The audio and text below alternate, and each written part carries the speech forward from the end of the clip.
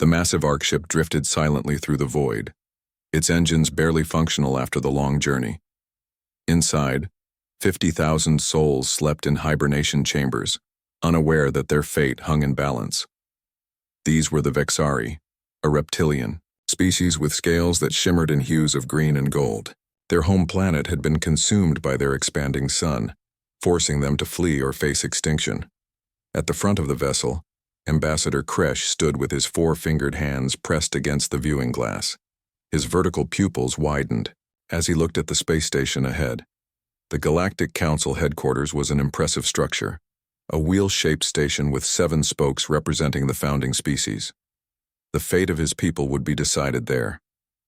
"We are being hailed," said his aide Mila. Kresh nodded slowly. "Accept the transmission." The Galactic Council chamber was a semicircle of raised platforms.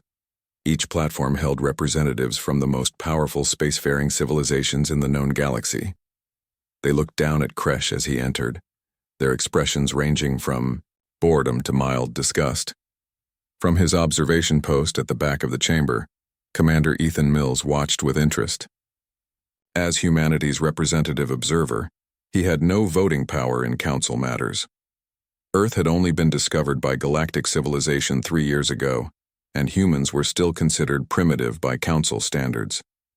But they had been granted observer status as a courtesy while they developed further. The council leader, a tall blue-skinned Thalassian named Ordex, spoke first. "State your request, Vexari." Kresh bowed deeply. "Noble Council, our world is gone. We seek asylum and a new home for the last of our kind. We offer our knowledge, our service, and our eternal gratitude in return." The council members exchanged glances. One by one, they delivered their verdicts. "The Thalassian systems are already at maximum resource capacity," said Ordex. "We cannot accommodate another species." The Allurian representative, with her flowing silver hair and 6 eyes, spoke next. "The Vexari cultural practices are too different from our own. Integration would be impossible." The Mavorian delegate, insect-like with a hard exoskeleton, chittered before speaking. "Our worlds have atmospheres that would be toxic to your kind." On and on it went. The Zenturians claimed economic burden. The Japari cited security concerns. The Vakal mentioned population control policies. The Drell suggested the Vexari seek uninhabited space beyond council territory. Not one offered help. From his seat, Commander Mills felt his face grow hot with anger. How could they turn away an entire species facing extinction? He had sat through many council sessions before, observing their politics and power plays, but never had he witnessed such coldness. When the last rejection came, Kresh's shoulders slumped, his scales dulled in color, a sign of deep distress in his species. "You condemn us to death," he said quietly. Ordex raised his hand. "The council has spoken. This session is concluded." As the council members filed out, Commander Mills made a decision that would change the course of galactic history. He approached Kresh, who was standing alone in the now empty chamber. "Ambassador," he said, extending his hand in the human gesture of greeting. Kresh looked at him with surprise, then mimicked the handshake with his four-fingered hand. "You are the human observer, Commander Ethan Mills of the USS Horizon, and I want you to know that the Council doesn't speak for all species." Kresh's vertical pupils widened. "What do you mean?" "I mean I'm going to contact my superiors. My species might have a different answer for you." Back aboard the USS Horizon, Mills called an emergency meeting with his senior staff. The ship was small by council standards, barely a quarter-mile long with a crew of just 150. It had been sent to observe and learn, not to make policy decisions. "What you're suggesting is way beyond our authority," said First Officer Ben Kelly. "We're supposed to observe, not interfere." Communications Officer Linda Gray nodded. "The Council would see this as humans overstepping." Mills looked around the table. "I understand the risks, but I need to know, can we live with ourselves if we let these people die when we might be able to help?" After some debate, they agreed. Mills opened a channel to Earth, knowing the transmission would take 8 hours to reach the United Nations Space Command. He recorded his message. Director Reeves, I'm sending you data about a refugee crisis. An entire species called the Vexari has lost their homeworld. The Council has refused them aid. They have nowhere to go. I believe Earth might be able to help them. Awaiting your response. For 16 tense hours they waited. 8 for the message to reach Earth. 8 for the reply to return. During that time, Mills invited Ambassador Kresh aboard the Horizon to explain the situation to his crew. The Vexari told them of their world, once beautiful with twin moons and vast forests. He showed images of their cities, their art, their children. He explained how they had watched their sun begin to expand decades ago, how they had built the Ark ship as a last resort. We have been traveling for 20 Earth years, Kresh said. Many died during the journey. These 50,000 are all that remain of a civilization that once numbered in the billions. The crew listened in silence. Many had tears in their eyes when the response finally came from Earth. The bridge crew gathered anxiously. Director Olivia Reeves's face appeared on the main screen. Commander Mills, she said, her expression serious. I've consulted with the UN Secretary General and the leaders of all major nations. We've reviewed the data you sent about the Vexari situation. Mills held his breath. Our response is unanimous, she continued. Earth will offer sanctuary to the Vexari refugees. A cheer went up from the crew. Mills felt a weight lift from his shoulders. We're still determining the best location, Reeves explained. Current thinking is Mars. Its conditions could be adapted to suit their needs with some terraforming adjustments. We're dispatching 2 support vessels to your location. They'll help escort the Ark ship to our solar system. Mills smiled. Thank you, Director. Don't thank me yet, Reeves warned. This won't be easy. There's opposition here, questions about resources, concerns about introducing an alien species to our system, and the Council may not take kindly to our decision. We'll deal with those problems as they come, Mills said. What matters is that we're doing the right thing. After the transmission ended, Mills went to find Ambassador Kresh. He found the Vexari standing alone in the ship's observation lounge looking out at his Ark ship. Ambassador, Mills said, I have news from my government. Kresh turned, his expression guarded, as if preparing for another rejection. Mills smiled. Earth will welcome your people. You have a new home. For a moment, Kresh didn't move. Then, to Mills's surprise, the Vexari's eyes filled with tears, a reaction Mills hadn't known their species was capable of. When every other race turned away, Kresh said softly, Humanity chose to save us.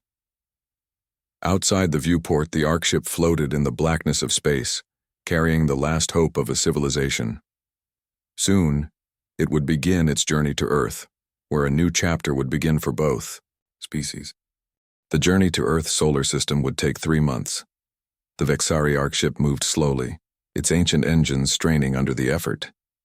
The USS Horizon stayed close, joined by 2 larger human vessels that had arrived a week after Earth's decision. The USS Mercy, a medical ship, and the USS Defender, a military escort, completed the small fleet heading toward humanity's home.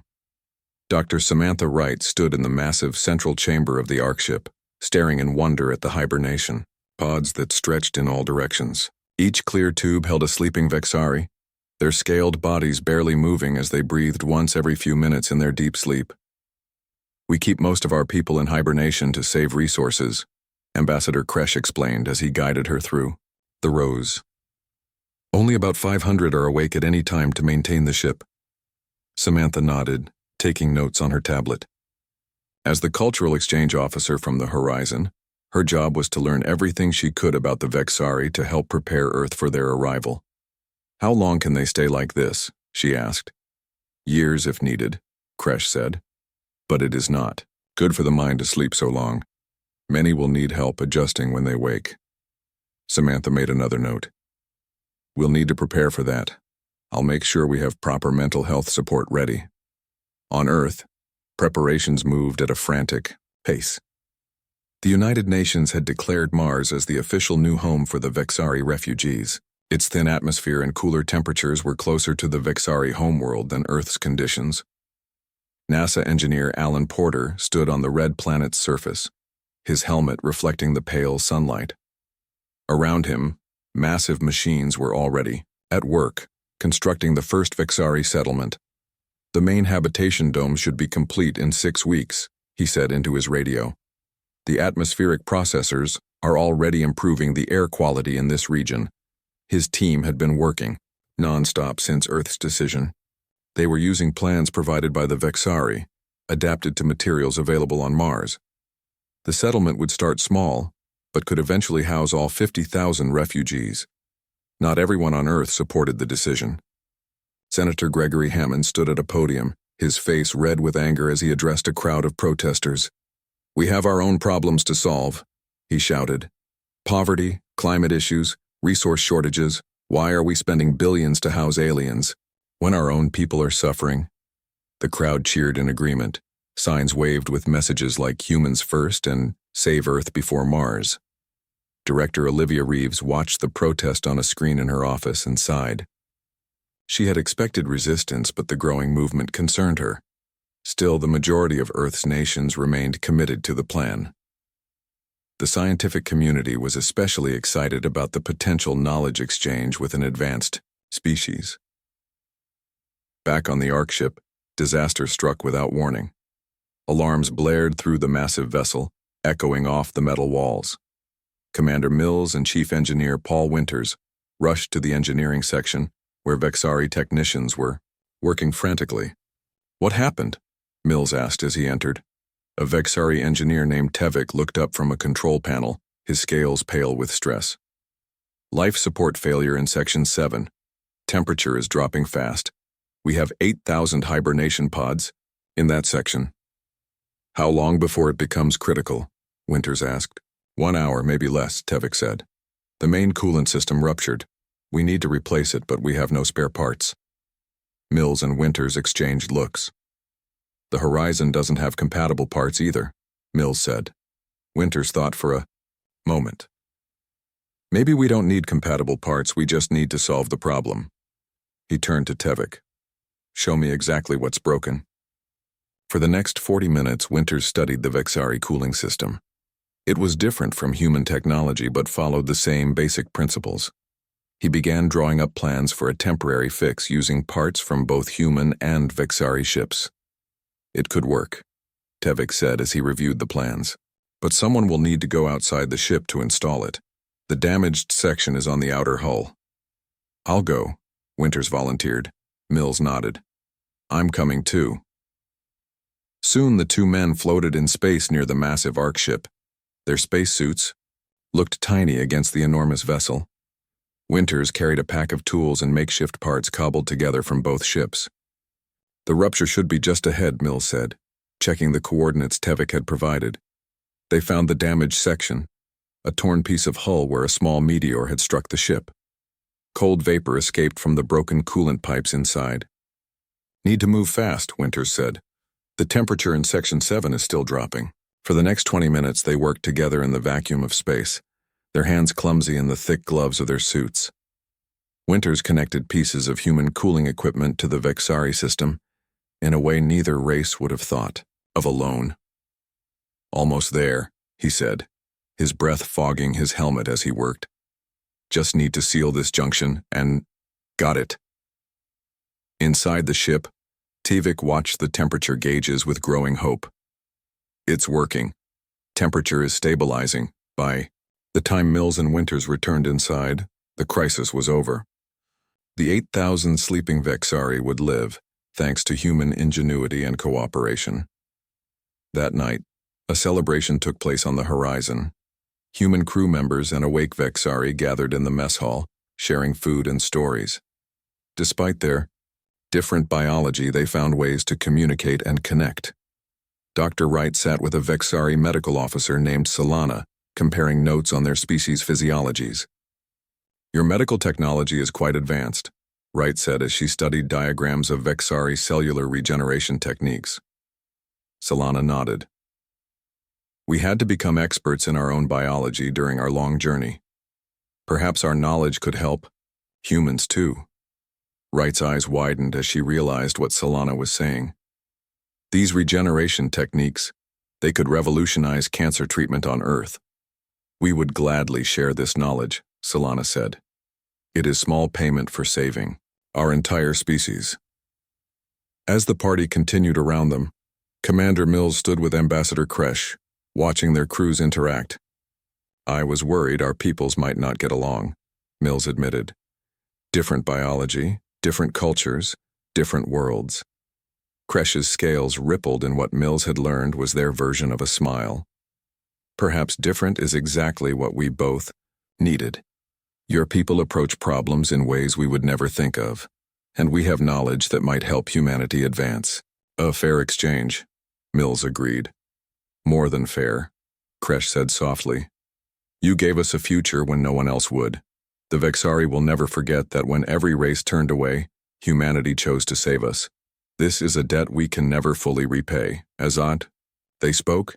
The small fleet continued its journey through the stars, carrying the last of the Vexari race toward their new home. On Mars, the domes rose from the red soil, ready to welcome them. And on Earth, despite the protests, most of humanity waited to meet their new neighbors with curiosity and hope. The small fleet was halfway to Earth's solar system when trouble found them. Lieutenant Kate Donovan was the first to notice the unusual readings on her scanner. Commander Mills, she called from her station on the Horizons Bridge. I'm picking up multiple ships approaching from Sector 4. Mills frowned. They were in empty space, far from any regular travel routes. Can you identify them? Working on it, sir. Her fingers moved quickly over the controls. A moment later, her face paled. Sir, they're Zenturian vessels, 1 battleship and 4 destroyers. The entire bridge fell silent. The Zenturians were one of the most powerful races in the Galactic Council, known for their advanced weapons and aggressive policies. Open a channel, Mills ordered, and alert the other ships in our fleet. Before they could make contact, the lead Zenturian ship sent its own transmission. A tall gray-skinned alien with ridge-like formations on his skull appeared on the main screen. Admiral Zorik of the Zenturian fleet was well known in Council space for his hardline views. Human vessel, Zorik said without greeting. You are transporting Vexari refugees against Council recommendation. You will turn back immediately. Mills stepped forward. Admiral Zorik, the Council made no formal ruling against helping the Vexari. They simply declined to offer help themselves. Earth has made its own sovereign decision to provide aid. Zorik's yellow eyes narrowed. Humans are not full Council members. You have no authority to settle Council races. Turn back now or we will stop you by force. The transmission cut off abruptly. They're moving into blocking formation, Donovan reported. Weapon systems are active. Mills quickly assessed their situation. The Defender was their only military vessel, and it was no match for a Zenturian battleship. The Mercy was a medical ship with minimal defenses. The Ark ship had no weapons at all. Contact the Defender, Mills ordered. Tell Captain Clark to move into defensive position in front of the Ark ship. And get me Ambassador Kresh immediately. Minutes later, Kresh arrived on the bridge, his scales dulled with concern. Why would they do this? Kresh asked. The Council rejected us, but they didn't forbid others from helping. Mills shook his head. I don't know, but I intend to find out. He turned to Donovan. Lieutenant, send an emergency message to Earth. Inform Director Reeves about our situation. Donovan nodded. It will take 4 hours to reach Earth at this distance, sir. Do it anyway. We need to play for time. Mills turned back to the view screen where the Zenturian ships waited. Let's try talking to them again. This time, when Zorik's face appeared, Mills was ready. Admiral, surely there's been a misunderstanding. We're simply helping refugees find a new home. What possible objection could the Zenturians have to this humanitarian mission?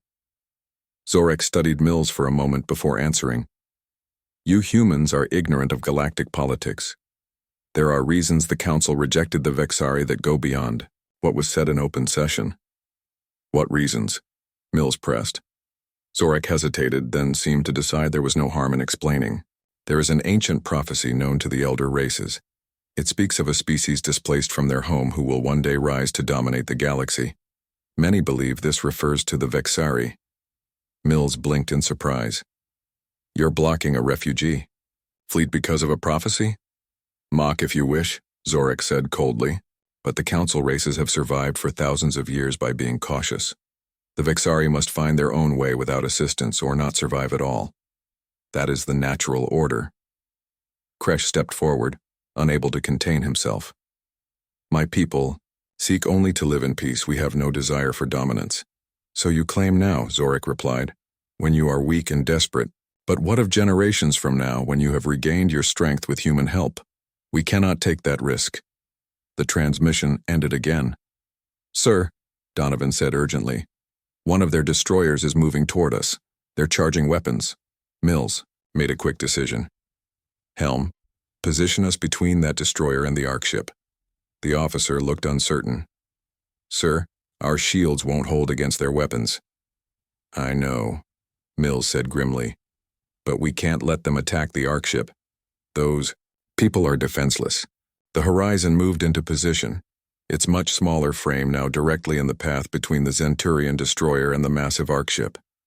They're firing a warning shot, Donovan called out. The bridge shook violently as energy weapons struck the Horizon's shields. Warning alarms blared throughout the ship. Shields at 40%, reported the tactical officer. Engine systems damaged. We've lost main propulsion. Mills opened a channel to the Zenturian fleet. Admiral Zorak, this is Commander Mills. We will not turn back. If you want to stop these refugees, you'll have to destroy us first. There was a long pause. Then Zorak's face appeared again, his expression a mix of anger and grudging respect. You would die for these aliens? He asked. Mills stood straight. We would die to protect innocent people who need our help. That's what humanity stands for. Another tense silence followed. The minutes stretched as they waited for Zorak's decision. Suddenly, Donovan called out in surprise. Sir, I'm detecting new ships entering the area. Mills turned quickly. Zenturian reinforcements? No, sir. Her voice was filled with disbelief. They're Thalassian and Mavorian vessels. Before Mills could respond, two sleek ships appeared alongside the human fleet. A transmission came through immediately. A blue-skinned Thalassian appeared on screen. Commander Mills, I am Captain Threll of the Thalassian science vessel Seeker. We received your distress call from Earth. But that's impossible, Donovan whispered. The message couldn't have reached Earth yet, let alone brought help back. A second face appeared on the screen, the insectoid features of a Mavorian. I am Captain Zix of the Mavorian ship Harmony. We were monitoring council communications and learned of the human decision to help the Vexari. We have come to offer our support. Mills couldn't hide his shock. But your governments rejected the Vexari at the council meeting. Threll nodded. Our governments did. But not all of us agreed with that decision. Your willingness to risk your lives to help another species has inspired some of us to reconsider our positions. Zorak's angry face pushed into the transmission. This is outrageous. You defy council consensus. There was no consensus, Admiral. Zix replied calmly. Only a lack of courage. The humans have shown us a better path. The standoff continued for several more tense minutes. Finally, Zorak's ships began to turn away. This matter is not settled, Zorak warned before cutting communication. As the Zenturian fleet departed, cheers erupted across the Horizon's bridge. Mills turned to find Kresh watching him with an expression of wonder. You were willing to die for us, the Vexari ambassador said quietly. Mills shook his head. We just did what was right. That, said Captain Threll, who was still on the view screen, is precisely why your species may be exactly what the galaxy needs. 6 weeks after the confrontation with the Zenturians, the small fleet finally reached Mars. From the bridge of the USS Horizon, Commander Mills watched as the massive Ark ship moved into orbit around the red planet. Even from space, he could see the shining domes of New Vexara, the settlement built to house the refugees. It's quite a sight, said Ambassador Kresh, who stood beside him. To think that just months ago we had no hope at all. Mills nodded. Mars has never looked so alive.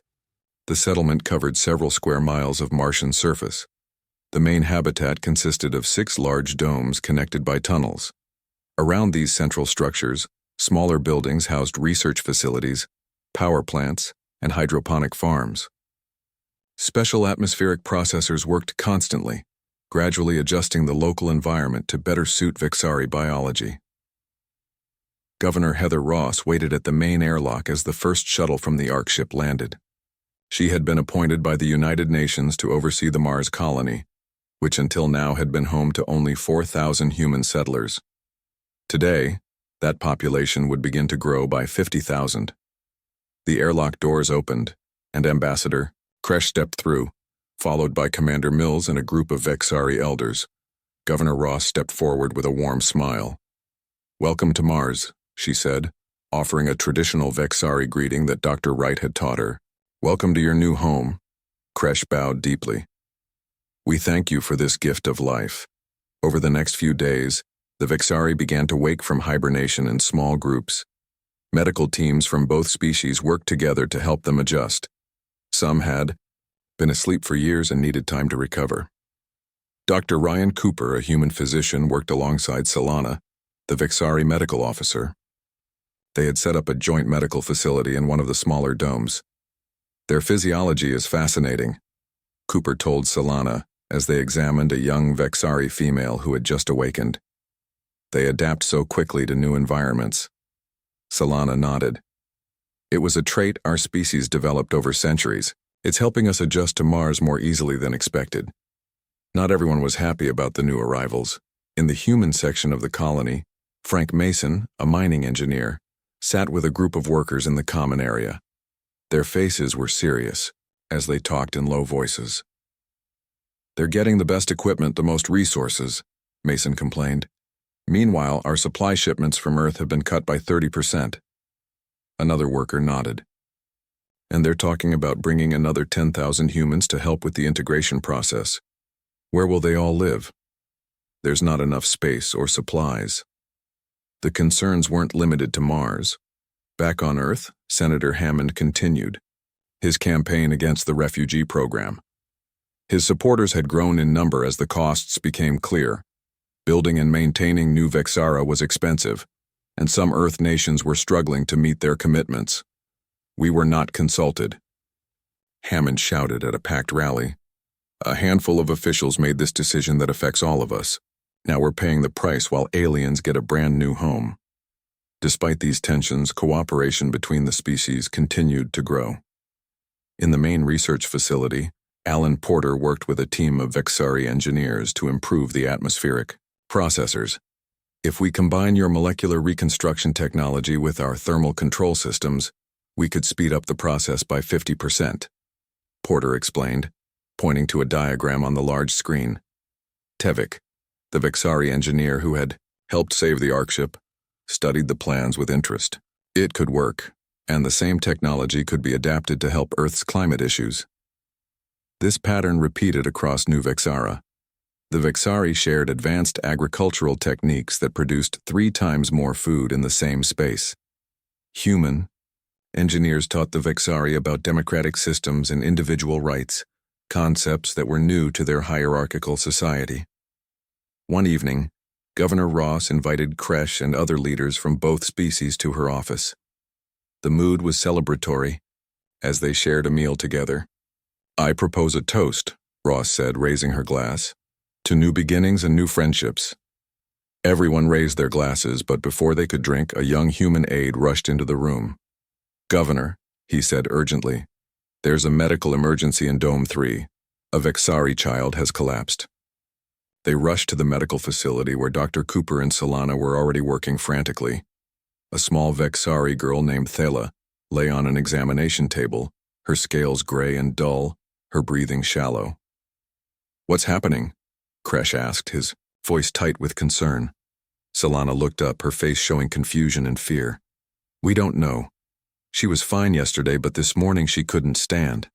Her nervous system seems to be shutting down. Could it be something on Mars affecting her? Ross asked. Something we didn't anticipate? Cooper shook his head. We tested everything before settlement began. All the readings were safe for Vexari biology. He ran another scan. This looks like some kind of toxin, but I can't identify it. Solana checked her own instruments.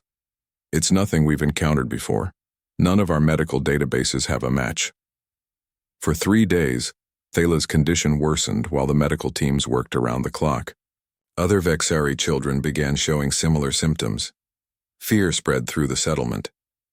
In the human section, whispers began. Maybe they can't survive here after all.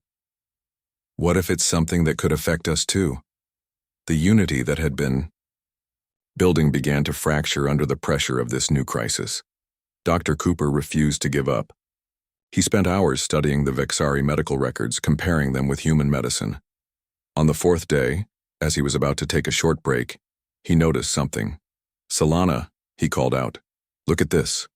The Vexari medical officer hurried over. Cooper pointed to his screen where 2 molecular structures were displayed. This compound in Martian soil is harmless to adult Vexari and to humans, he explained. But in Vexari children, it reacts with their developing nervous system. It's like an allergic reaction, but much more severe.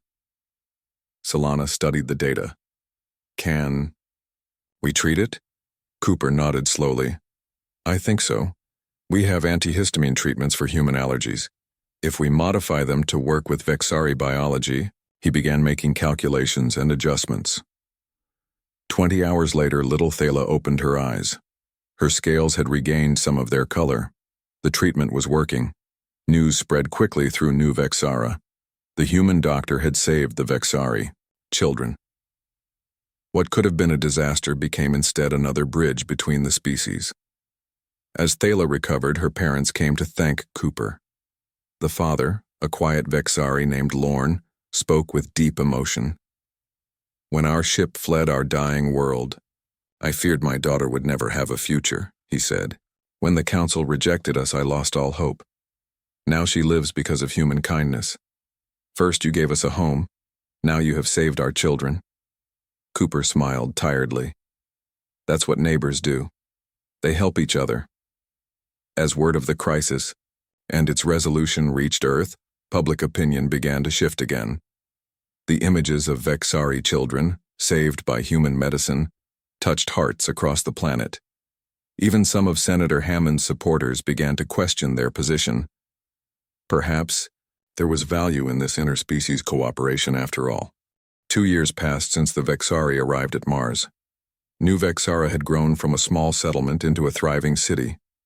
The domes had expanded, now covering an area twice their original size. The population had grown too, as all 50,000 Vexari had awakened from hibernation and begun their new lives. On Earth, Director Olivia Reeves received an unexpected message. The Galactic Council had called an extraordinary session and requested Earth's presence. This was unusual. Earth was still not a full council member. They want us to send an official ambassador, Reeves told Commander Mills during a video call. Mills had been promoted to the rank of captain and now served as the military liaison to New Vexara. Did they say what it's about? Mills asked. No, but it's not hard to guess, Reeves replied. The Vexari situation. The Zenturians have been building support against us for months. Mills frowned. Who will you send? Ambassador Nicole Vasquez. She's our best diplomat. Reeves paused. And she'll be accompanied by Ambassador Kresh to represent the Vexari. 2 weeks later, Vasquez and Kresh arrived at the council station. The chamber looked much as it had 2 years earlier when the Vexari had first pleaded for help. But now, instead of standing alone, Kresh entered with a human by his side. The chamber was packed. News of this special session had spread throughout council space. Many were curious to see the humans who had defied tradition to help the Vexari. Council. Leader Ordex called the session to order. We are gathered to address what has become known as the Earth situation, he announced. The human planet has settled a non-council species without proper authorization. The Zenturian delegation has raised concerns about this action. Admiral, Zorik stood. The humans have interfered in council affairs. They have taken in a species that was rejected for valid reasons. They must be sanctioned for this behavior. Murmurs filled the chamber. Vasquez waited calmly until she was recognized. Earth acknowledges that we are newcomers to the galactic community, she began. But we acted according to our own values when we offered sanctuary to a homeless species. We believe the results speak for themselves. She activated a display that showed images of New Vexara. The city gleamed on the Martian surface, a testament to cooperation between two species. In just 2 years, we have achieved remarkable things together. Vasquez continued. The Vexari helped us improve our agricultural technology, resulting in a 30% increase in food production. Their medical knowledge has led to new cancer treatments that have saved thousands of human lives. Kresh stepped forward. And humans have helped us rebuild our society. They have shared their world, their resources, and their ideas. They saved our children when a mysterious illness struck. Because of humans, the Vexari still exist. Admiral, Zorik scoffed. A touching story, but the prophecy remains. The Vexari were meant to find their own path or perish. Natural selection has guided galactic development for millennia. Perhaps it's time for something beyond natural selection, Vasquez responded. Perhaps cooperation and compassion are the next stage of evolution. The debate continued for hours. Some council races supported the Zenturian position. Others were impressed by what Earth and the Vexari had accomplished together. Then a new voice entered the discussion. Captain Threll of the Thalassians, who had helped during the confrontation with Zorik's fleet, asked to speak. I have visited New Vexara, he told the council. What I saw there changed my understanding of what is possible. These two species are not just coexisting, they are building something new together, something that might benefit us all. Captain Zix of the Mavorians joined in. We have studied the ancient prophecy that Admiral Zorik fears, but we believe he has misinterpreted it. The text does not say the Vexari will dominate the galaxy. It says that when the homeless are sheltered by the compassionate, a new age of cooperation will begin. Zorik was about to respond when an urgent message interrupted the proceedings. A Zenturian aide rushed to his side, speaking quickly in their native language. Zorik's gray face showed shock. What's happening? Ordex demanded. Zorik looked up, his usual confidence gone. A massive solar flare has erupted in the Zenturian home system. Our outer colonies are in danger, but our fleet is... He paused, unable to finish. Your fleet is here with you, Vasquez completed his thought. Too far away to help in time. The chamber fell silent. Everyone understood what this meant. Thousands of Zenturians might die before their ships could return home. Vasquez turned to Kresh. They had discussed this possibility during the journey to the council, after detecting unusual solar activity in the Zenturian system. Kresh nodded, then addressed the council. Earth and the Vexari have developed a joint fleet of 6 vessels that combine our technologies.